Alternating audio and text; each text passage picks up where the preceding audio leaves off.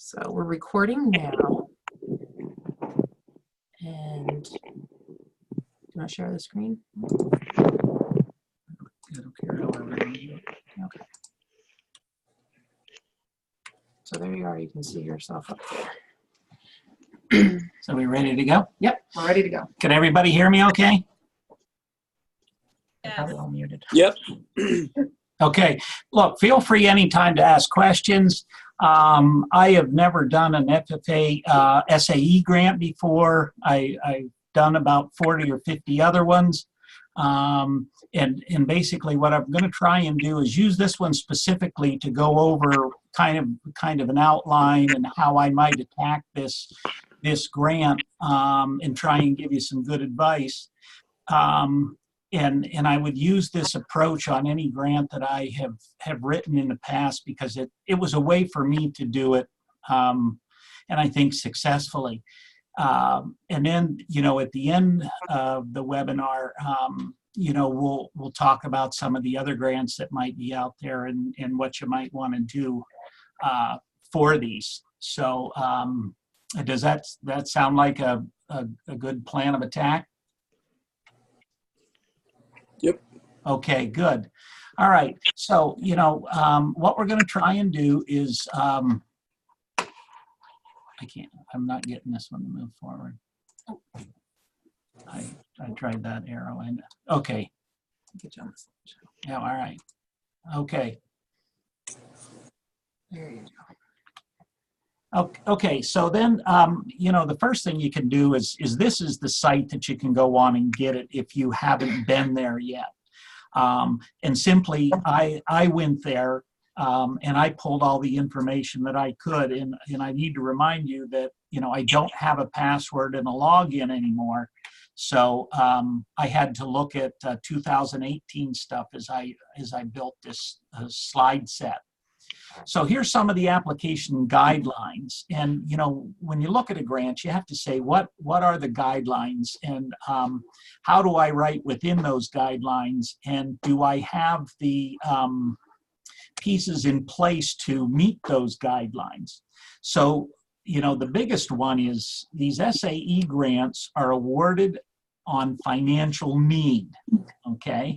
So you have to make sure that you're looking at a student that has some kind of financial need that you can document, that you can put into this grant. And so, if you take a look at some students that you might have, if they don't have financial needs, you're just going to waste your time because you won't score well enough and you won't have all of the pieces to put this one together.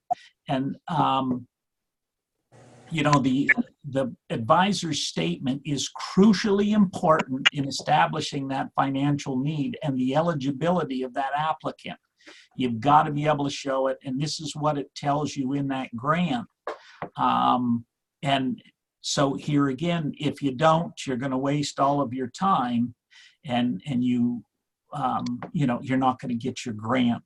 And, there's several of them. So can you show a financial need that the grant funds can support? So, you really have to try and put that in place as you start out on this venture. Okay. Another guideline that says carefully select which SAE grant or grants that you're going to apply for by carefully reading the grant descriptions. There are several of them. Each grant sponsor has specified the type of SAE that will qualify for their grant. So, if it's an animal science one, you have to take a look at a sponsor that will support those. If they don't ask that sponsor, ask the other one. Okay, so you need to take a little bit of time to review those and see what is there. There is at least one grant for every SAE that fits into the Ag, Food, and Natural Resources pathway. So, the National FFA really did a good job in trying to get everybody to sponsor something.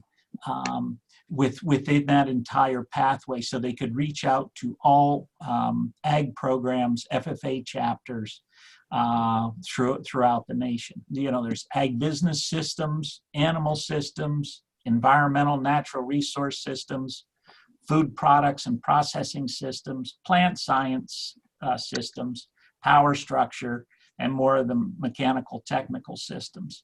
And there's lots of examples. If you go to that website, they have a box in the upper right hand corner that you can actually click on and get some of those. So which grant sponsors hit your piece? That's one thing that you're going to need to know. And we'll get into how to kind of prioritize this as you go. Okay. Another one will say, when applying for the grant, select the career pathway which best suits it. So pick your pathway. Here again, there it is. They're going to ask you over and over again in this, and you've got to really make sure you understand that. Can you match the sponsor's specifications and the pathway? So all you have to do is just take a look at what the sponsor has and just go yes, no, yes, no, yes, no. And see if you can continue that process. And look, if it doesn't fit into this one, it might fit into another one. So as you start to think about things, where is it going to fit? One of the last things you're going to need to do is a mid-year report, and all grant recipients are required to submit a mid-year progress report by June 30th, detailing the use of your grant funds. So, would your proposed project fit the submissions project start date, mid-year, and end-year timeline of the grant? And those are really important to think about as you put together a grant and the schedules. And I'll use for instance, I had a building construction teacher, and we were doing a WIB grant, and we were doing alternative energy, and we were going to buy a solar panel and do some things with solar energy. And as soon as we started to write the grant, he went out and he bought a solar panel. And I said, first of all, we don't have the grant written. Secondly, we don't have it approved.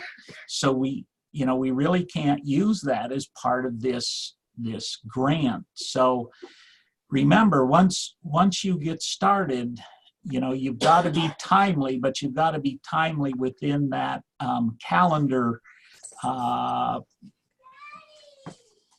It's not a yearly calendar, but you've got to meet their deadlines. And whether you're submitting, whether you've got a mid-year report, an end-of-the-year report, or any of those other things, you've got to stay within those parameters. And if you go outside of that, you really put yourself in jeopardy, or the project in jeopardy.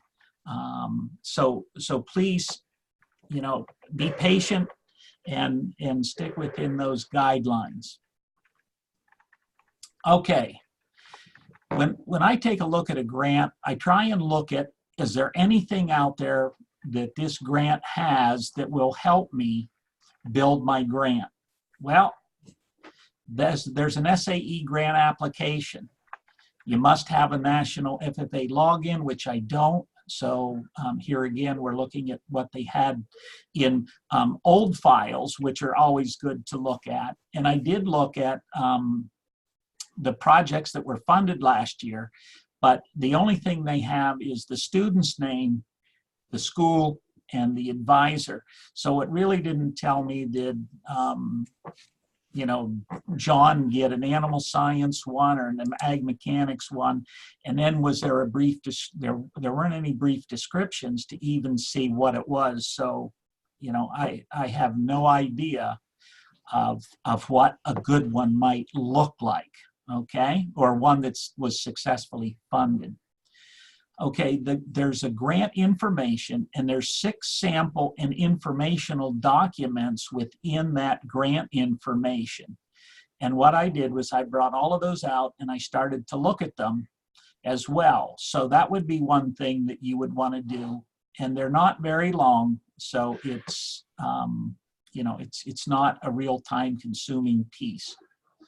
There's one on grant sponsors. There's 23 industry sponsors, and 9 are sponsored by the National FFA. So here again, that they cover all of those pathways for you. You just have to select the right ones, okay? And then the judging resources, 2 documents. One is the judging scoring rubric. You think that one would be important to look at? Okay. A good reference is answering the questions from the frequently asked questions document. If you can, I feel you're ready to proceed.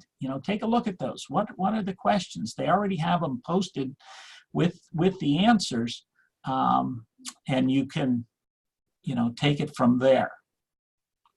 All right. Now what? And how do I start? And here's a couple of things that have always helped me in a grant. All right. If you have an idea, start with a small bubble diagram. Just put a circle, put your idea in the middle of the paper in this circle, of the proposed projects, and fill in statement bubbles to briefly answer the questions posed in the in slides 3 through 6 of this presentation. What is a little piece that you have about this? So if you started animal science, you start to think about, okay, do I have the financial need? Do I have these kinds of pieces? And just put them in little bubbles. And that will help you, later kind of organize it. You could also do it with sticky notes, and then you could put them in different order if you needed to. And, this always gave me things to provide talking points to expand upon those that should be included before you start. You need to make sure your student is aware of this thing, the parents are aware of it, administration, and think about, making sure that you're in the chain of command. If you have several other teachers in your department, talk to them about it and make sure they understand what you're trying to do.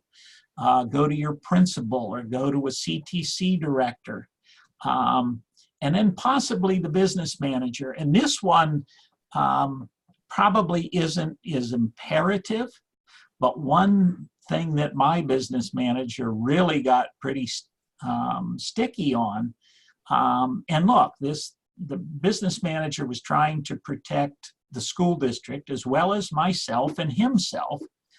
They are the final approved legal entity that can approve funds in and out of the district. They're the only ones that can really sign contracts. So you've got to make sure that, at least if you go to your principal or your CTC director, that your business manager understands that. And sometimes, especially if you're buying equipment or you write a grant and there's money that needs to go into 610 accounts or 750 or 60 accounts or different accounts, the business manager usually has to put that in. So make sure you understand the workload for everyone. And, the other thing that I did was, this was a big trust builder for me. The business manager understood that I wasn't going to do anything without them knowing about it, or the administration, or the parents. And, I never asked them to do something that I wouldn't do myself. So this can be added work. And sometimes, they might just say, here, we'll give you $1,000 and you don't need to do this. This is an easier way. Okay? So we all right so far? Yes, I'm following along. Okay. All right, next steps. The other thing I would do, and I always had a file of things that I always wanted. What would I do with here's something that looks pretty cool. I'll put it into a file, and when I can afford it, I'll buy it. So I always had a file, but make sure you get hard copies of the grant application, the scoring rubric, I would also, since this one is through the National FFA and AET is one of the sponsors, I would probably try and get that record book category out of that AET record section. Maybe there's an FFA CDE around it, or even some proficiency areas. And you can, and then always make sure you have your bubble diagram. All right. Now, here's my thinking. I found working backwards made this much easier to write grants as well as to think like a reviewer or a judge. All right. And I go back to, if I wanted to ask my parents to buy me something, I knew exactly what I wanted. I knew exactly what it cost, and I knew exactly what I had to say to try and make that happen. So, if you start out writing a grant and you don't have a destination, it's a lot harder to write a grant. So, like if I wanted to get a tractor, I knew exactly what I wanted. Then I figured out what I had to say. And here I would have included even like it would allow me to help my kids get certification in the National Safe Tractor Driving Contest. And, that goes right into the 339 notebook as well. So thinking backwards, it's easier to answer the questions. And I'm really clear on what I want and what I want to do with it. Okay. And it makes it a lot easier to do those application questions, making sure that I meet higher rubric point categories. And also it might give me some opportunities to overlap opportunities with other pieces and parts, like the FFA or the proficiency or the AET record book. And then really what you want to try and do with all of these is get some collaborators and other funding in the grant. And, you might get a business and industry partner that's local, like a Tractor Supply. You could use a resource person that, you could show they're giving, $500 of their salaried time in helping with this grant. Okay, so some of these sponsors will look at things like that: is where do I get the biggest bang for my buck, and how does my $1,000 investment make $4,000 or $5,000 out in the community? And those kinds of connections really helped with our grants. And I did a Food for All grant, and we used our culinary arts program. We used our accounting program and pulled those into it. So, we were not only working with our 100 FFA students, but now we had, the culinary arts, the skills kids, and then accounting with skills as well. So then all of a sudden we had 300 or 400 students that were working in this instead of just 100. Okay. I would just get out a hard copy and then work on that application by answering those questions. And I always did everything in a Word doc. Okay. And do one that's easy to share with others. And what I would do after I got everything finalized, I would just copy and paste these sections into the grant as I went, because, sometimes it's just more effort to try and make things fit than it is anything else. Okay? Questions? Okay. It gives you a more organized approach. It's easier to edit, and it does have spell checking, okay, and grammar, and it'll also count your characters, which is really important as well. Make sure you have other people that are going to review it. And I also kept all of these things in Word docs if I wanted to do a different grant that might be something different, because then I could pull pieces out of it that were already done. So that helped me. The other thing that you want to try and take a look at is the title page and the demographic information. It's an easy first step, but you need to do it accurately, and you need signatures. But don't get those signatures until you're ready to submit. And I always wanted to do that as a professional courtesy to everybody, because, you know, that's like signing a blank check sometimes if you do it before the application is there.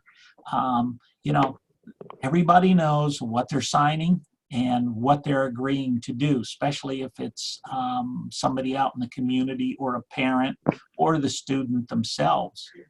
So, you know, make sure you get those signatures at the very end, but make sure you have that information. Okay, the first part of that hard copy is going to be the SAE plans, and it's number 1. The SAE description, and it's worth 15 points on the rubric out of 100. 600 characters maximum. All right, it goes pretty fast. All right, be clear, be specific, and be to the point. All right, and 600 is 600 is 600, because once you go over, it just stops. And, you know, if you have 700 characters, the last 100 are off of your, I mean, nobody sees it, all right? And it also shows, can you follow directions? The SAE overview, beginning size and scope. How big is it? What are the relevant activities and sustainable practices? This is all asked for in that first plan. Again, try the bubble approach for those 4 areas. Build and clarify as thoughts and ideas come to mind. All right? Review the rubric and only look at the excellent point categories for your guide. Why look any further? Your target is the maximum. You know, when, you know, I looked at those and I only read the first one, and I thought, if I'm going to be successful, I need to get 13, 14, or 15 points. Why am I going to look at something that's going to give me 10 or 11 or 12? Because sometimes, you know, it might be a point or two that separates you from the successful grants. And, you know, look at it and pinpoint those and really go after it. Here's where an FFA CDE and proficiency activities could be relevant, and they're looking for sustainable practices to include, okay? And so what they want to do is they want to get somebody started and give them that little boost to get started, and then hopefully this student and this SAE will build on success and continue in the future. And the AET record book may have a section that would be helpful in this. And I know it does, because it asks you to, you know, describe your SAE. So you could take a look at that, and then, you know, even the student could help you develop it a little bit, and then just copy and paste it into a potential SAE record book too, okay? So go for those 15 points. The second part that they ask you for is goals for your SAE. Here again, 15 points. All goals should be in the SMART format. If they're not going to fly. So make sure you do that. Look at the excellent point category again. What is there, that rubric for you? It asks for 2 required for each of your goals. 400 characters maximum. Don't exceed, but make sure it's not too short to not be specific, okay, especially with that SMART goals. There's 2 optional, each with 400 characters. Here again, you know, this is where an FFA CDE or a proficiency might be included. I would also think about including either a community or industry connection of some kind, or even a public speaking or a classroom presentation would be good. And you know, I would just try and make sure that those are at least a good option if you don't have them already in a required piece. Is there a unique opportunity in your community that could be valuable to make the project stand above others? And even in any grant that I did, you know, being here in State College, my unique opportunity was I had a whole college of agriculture here that was a really good connection for me into a grant, and brought in all kinds of resources. Maybe there's a specialized ag facility in your community, or a resource person that you could really connect to. Here again, that hits the sustainability as well. And so even if it's not this SAE grant, there are always really good things to add into any narrative of a grant of some kind. The third one, it's the timeline, 15 points again. So you're almost up to half of the points on this grant. Monthly or bi-monthly. You know, don't get so specific like daily. They don't want, the next 250 days spelled out. You know, monthly or bi-monthly are usually pretty good, and gives them a pretty good handle on February through November. Okay, and here again, don't start early or go beyond these dates. Make sure that your project falls in between those dates, or at least has a beginning and an end. And if you got through a local fair, or you had some show in the fall, that's fine. In Pennsylvania, you might even include something at the farm show, but that's in January. I would just leave that out of this grant. You might say that you're going to do some presentations, and then hopefully the sustainable part was you go beyond, but I wouldn't put it within there. A minimum of 5 activities should be highlighted for the planning, implementation, and evaluation. What I would try and do is aim for 2 or 3 in each, planning, implementation, and evaluation. And then, you can fill in more if you want. But here again, be specific. All right. Remember, FFA activities, presentations, school and community events are really good to add. We did a Food for All grant, and we used a homecoming event and included that as part of it, because, you're trying to build some leadership here as well.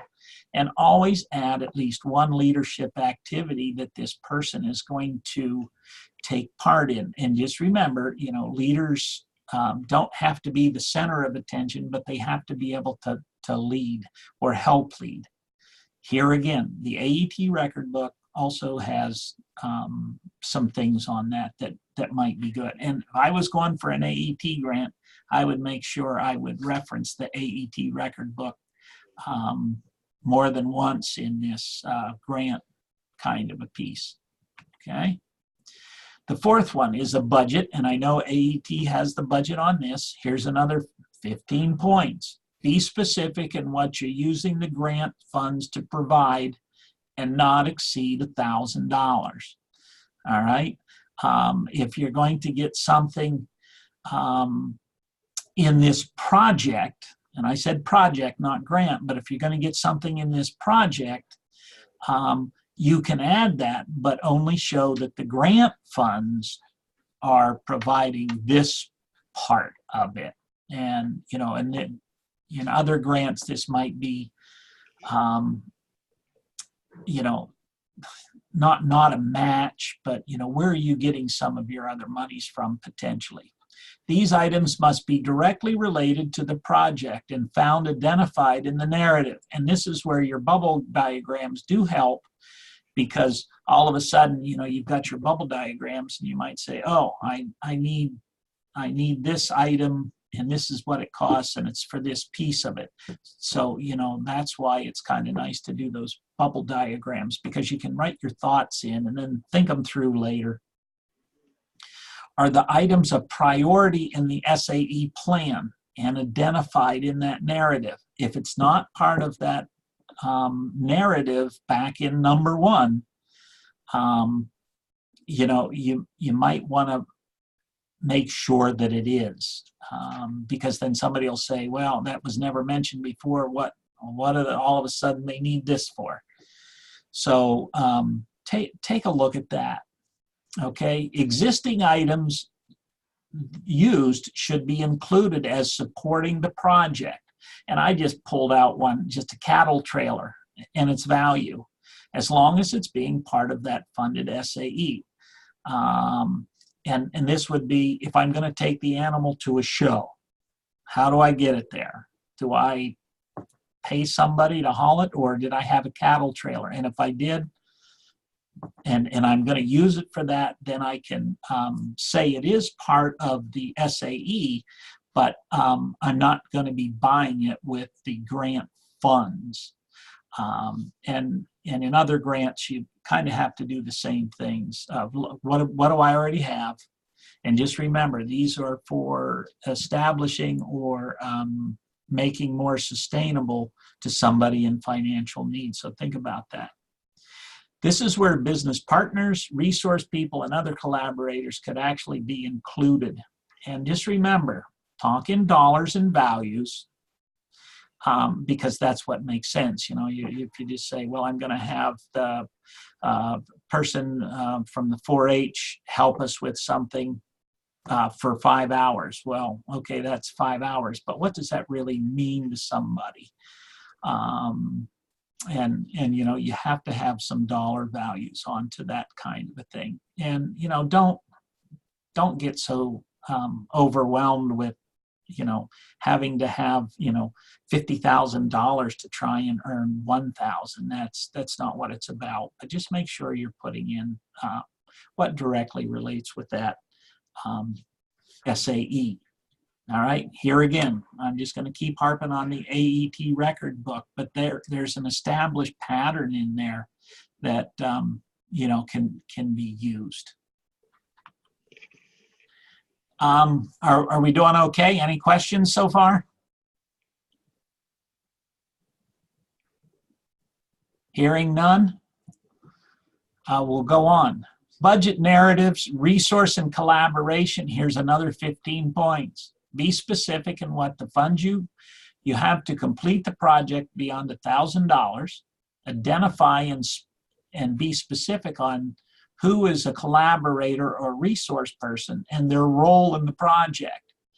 You know, and even the parents, or, you know, somebody that might be the landowner or whatever, you know, put those in there. And just think, you know, when you review these, or a reviewer will look at them and say, okay, does it make sense? And okay, the person's going to have an animal, and there's a trailer there. Do they have a place to house it? Who's going to help them? Those, and how much of that help is coming from, you know, a resource person. Identify any other financial contributors and what the funds are going to be used for. And really remember, we'll look to see if the proposed project can be completed with the funds, and there are other resources being used to support it. If you propose going to a show and have no trailer, how is the SAE grant going to be successful? So, you know, remember those kinds of things, and does it fit together? And is your thinking clear? And are you able to express it clearly? And, you know, are you going to be able to do it? Talk in dollars. And, you know, we've done some other ones that I can probably touch base on a little bit later. Okay, the student statement worth 15 points. Now you're up to 90 points, I think, if I've been keeping track. This is a student statement, okay? It needs to come from the student and not necessarily you write it for the student. But how does this directly benefit or expand the student's SAE? There they are. And if I was going to take the time to write one with the student, I would first of all write one with the student. We would really talk about all of these pieces and parts so the student understands it and can help write a good student statement. Explain any limiting circumstances. Be specific of what is being addressed financially or a unique need. All right. Is the need specific to starting or expanding? And I would state it. We're going to start one or we're going to expand one. This isn't, $1 billion. So, it's not going to be big. This should be written by the student, and then you should edit and revise it. And granted, I had those students that I edited a lot and revised a lot, but at least we started with the student. And it should be coming from the student's viewpoint, okay? And that's where it's nice to have the student really say it. And I didn't write too many grants that had the student's viewpoint. But we really, you talk to the kids and you coach them a lot. Here again, I would do it on a word processor. And remember, this is a key requirement of the grant. Okay, so it might only be worth 15 points here, but if this is not explained well enough, you'll go nowhere. And you can reach out within the school to get more specifics if you need to. All right. But please remember that there might be some legal issues to certain information about a student. So please check. And here again, that's why it's good to have the student know it, the parents know it, as well as an administrator. Because all of a sudden, there's things you can't put out about your students. So you need to understand that. And, not that you're going to be touching on anything that's too sensitive, but it's better to check and make sure that you can say it. And the aggravation that you might put a lot of people through for a potential $1,000 grant might not be worth it in the long run. So even with any other grants, just make sure that you're thinking from that viewpoint as well too, and that's why it's good to always have administration in the path. Okay, your statement is the least points that you can get, which is 10, but it's still really important. Clearly explain how the grant benefits the student. I would here again touch on FFA, CDEs, leadership skills, and even in the community if you can get it in there. Okay, clearly identify the limiting factors of the student. All right, confidential information. Especially if it's an IEP student. You better make sure that you're allowed to put that information out. And here again, ask the parents. They might know something a little unique that they see them in the home or outside of the school that might make this a more beneficial kind of a way to get into the grant here as well. Okay, so we've talked a lot about the grant process itself without doing anything specific. But what are your next steps? After the grant application is completed on a Word doc, review and make necessary edits. Is it complete? Does it make sense? And can it be completed as you wrote it?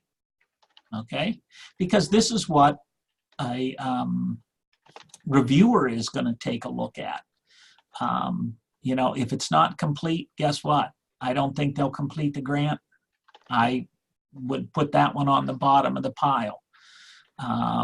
You know, does it make sense? And does the person have a real good handle on it so they can communicate it to everybody else? Might be another really good thing to take a look at.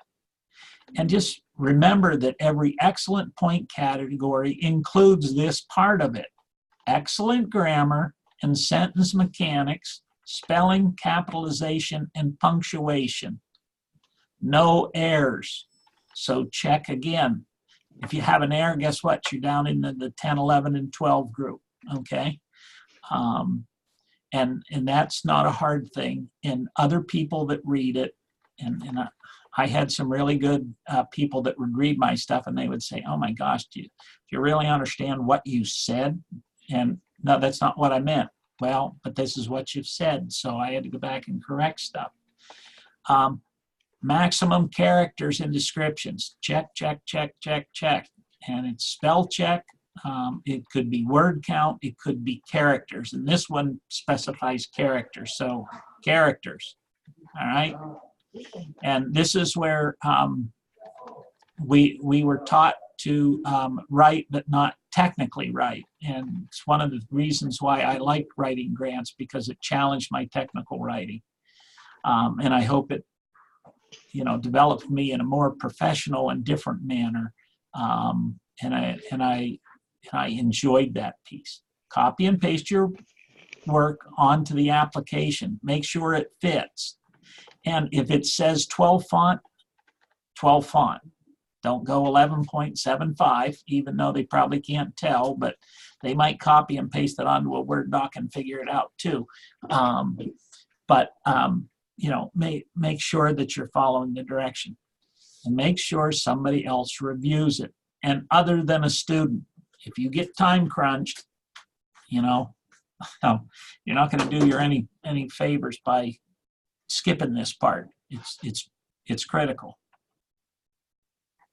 Questions to consider when you're reviewing it. Do I have a clear idea of what I'm going to do or what we're going to lead? Are the capital resources in place to conduct the proposed grant idea, and does it meet the guidelines? All right, so all of a sudden, you know, if you're doing one on alternative energy and it's not an alternative energy thing, well, guess what? If I go out and spend $20,000 on a piece of equipment that I said was alternative energy and it didn't fit the guidelines, my business manager is going to ask me where the $20,000 is coming from. So be mindful. Is there support for the project in the school, community, and the home? I mean, if there's no support, you know, you're not.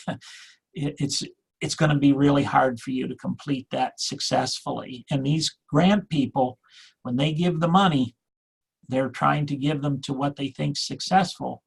And they surely don't want the money back, because it's hard for them to put it back into a budget category, because they were supposed to clean it all out. Okay, so once you start and you finish. Okay, how many people might this project impact or include? Might be another one. And here again, does a sponsor say my $1,000 just helps one kid, or does it help 10? You know, kind of an issue. They might get more bang for their buck if they can get it out to more kids. And that's where, you know, being from a larger school district, it was a little easier to put more consumers in that part of it. Does it fit the timeline? And do you have the time to complete it? Ag teachers are pretty busy. And one year I wrote 5 grants, got them all. And we ended up hiring somebody to help, because I went well beyond what my 85 hours a week was. You know, I just couldn't do it. Okay, do all of the pieces fit? And do they have purpose in the project? If they don't have a purpose, don't put them in there. And then this was another big one that was really good. Can others replicate this project?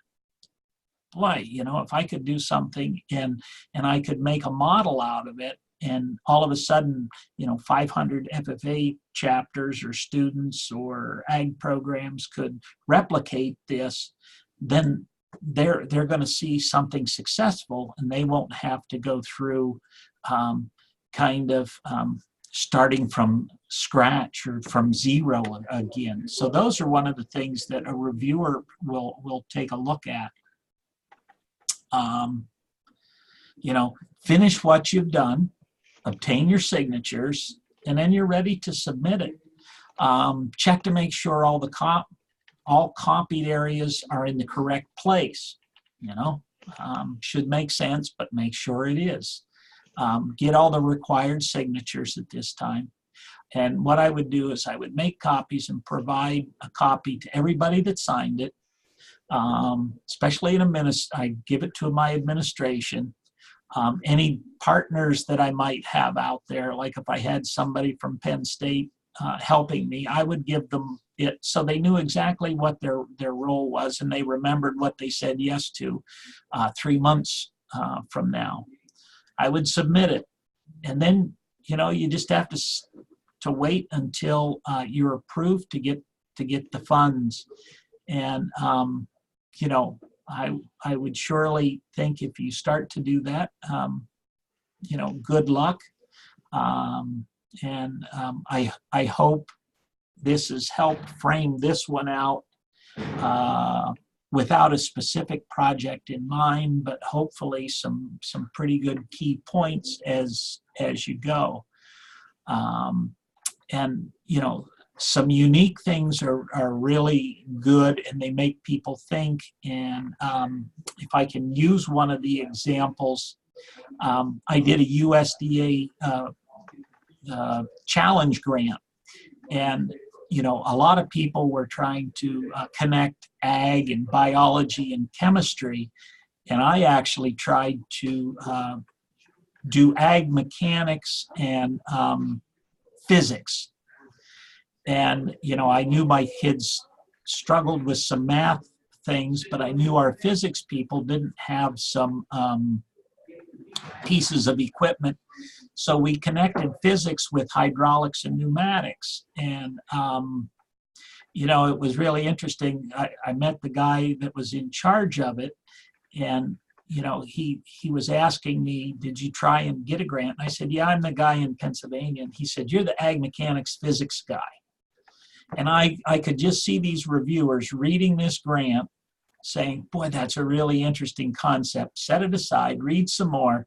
But they always wanted to figure out that physics things. It was something new. It was something different. It was about some different kind of collaborations.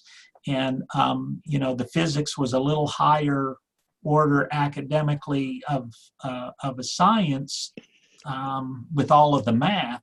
So we were looking at math skills, and I was teaching his kids, he was teaching mine. So we were hopefully taking down some fences as well. So, those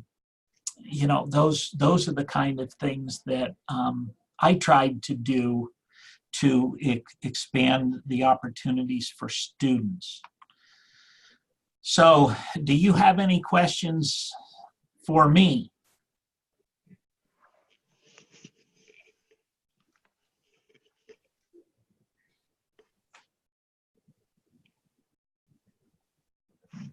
Oh, okay.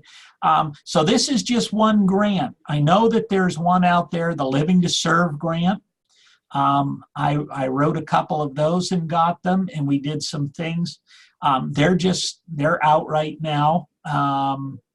You could look at those and walk down through the same kind of a sequence of questions, bubble diagram, and starting from the back. Do you have something that you want to do? My dad always told me, run it up the flagpole and see who salutes, kind of a thing. So, I wasn't afraid to ask, and some people would think, oh, it's a really good idea. Oh, did you really want to go there? And helped me out a lot. Also, the Pennsylvania FFA Foundation just put out the Learning to Do grant. and we did get some of those as well. They're not big dollar items, but they were kind of some nice things to add to an ag program. I added an aeroponic unit to our greenhouse. We were already doing hydroponics, and I was able to use this to buy a different unit just to teach a different skill set to students. And here again, this could be something that any ag program in Pennsylvania could have replicated. It was a unit that was all we had to do was just put it together and then operate it. We didn't have to do a lot of engineering beforehand. But you know, we've gotten PDE supplemental equipment grants. We've got some challenge grants before. And you know, we got over 50 of them funded and brought in about $500,000 into our ag program. So it's a good thing. You just have to make sure everything's in place. Okay. So any questions? I'm not hearing any. So I would say we're about done unless you have questions. Use the mouse to hit the red. There was a stop sharing. Okay. Okay. Well, if there's no Thank more you. questions, yep. Thank you so much. And we're gonna stop recording here. And oh, you're fine. Okay. All right, folks. So we are done recording. We will talk to you guys soon, I guess. If you have any questions, feel like maybe come up later tonight or tomorrow or in the coming weeks, feel free to shoot me an email and I can pass them on to Paul. And we'll see you guys soon. So have a good night. Thank you. You're welcome, guys. All right. Here we go. Did he go off early or something? Is that why that red was up there, or is that just not? Oh, he's muted, so he's still there. He might have. Well, yeah, he could probably go.